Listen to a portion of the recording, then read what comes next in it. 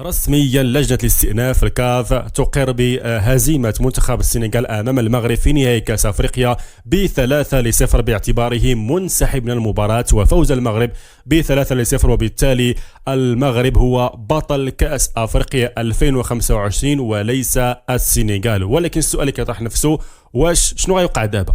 شنو ومن بعد؟ احنا دابا الكاف قالت لنا نتوما اللي رابحين كاس افريقيا، ولكن الكاس راه عند السنغال توجت باللقب. السنغال شنو غادي دير في هذه المرحله هذه، علما انه ما يمكنش تستأنف على قرار لجنه الاستئناف؟ فعموما البلاغ ديال الكاف هو هذا، يعني من مصدر الاصلي، بحيث انها اكدت في البلاغ ديالها ان مجلس الاستئناف التابع للاتحاد الافريقي قرر تطبيقا للمادة 84 من لوائح كأس أفريقيا إعلان خسارة المنتخب السنغالي للمباراة النهائية من كأس أفريقيا، حيث تم تسجيل نتيجة المباراة بنتيجة 3-0 لصالح الاتحاد الملكي المغربي لكرة القدم اللي هي الجامعة. وكذلك تم إلغاء العقوبات المالية على صباري وحكيمي. ونجول دابا شنو ممكن دير السنغال، يعني واش صافي غادي ترضى بأمر الواقع وغادي تعطي الكاس تسلمها للاتحاد الافريقي والاتحاد الافريقي يسلمها للجامعه، ولا شنو غادي يوقع؟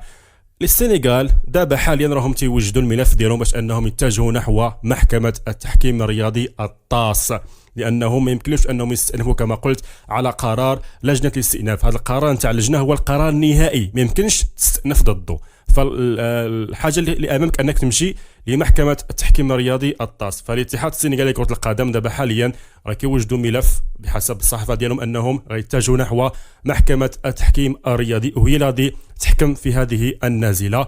العجيبه والغريبه، الغريب في الامر ماشي هو هذا القرار، لأن الغريب في الأمر هو أن الكاف لأول مرة ربما في تاريخ الاتحاد الافريقي كيطبق القانون بحذافيره دون خوف من أي جهة كيفما كانت، لأنه وفقا للمادة 84 رأى السنغال والكل يعلم سواء أراد أو لم يريد ذلك أن السنغال انسحبت أمام المغرب في تلك المباراة، والحكم كان عليه انهاء المباراه، بل انه يعني راه كان سفله نهايه المباراه، ثم شاف اللاعبين ديال السنغال كيرجعوا عاود خلى الماتش يكمل. عموما القرار صحيح 100%، والعجيب أن الكاف وأخيرا قررت أنها تطبق القانون بحذافيره. وهذا بداية انتصار للجامعة الملكية المغربية كرة القدم لفوزي القجع، لأنه في الأخير في نهاية المطاف انتصر وخرج من الكاف قرار الانسحاب ديال المنتخب السنغالي. غير هو واش غادي نشوفوا الاتحاد السنغالي كيسلم الكأس للكاف والمغرب غادي يحتفل بهذا الكأس هذه في المغرب؟ فالقرار يعود إلى الطاس حاليا.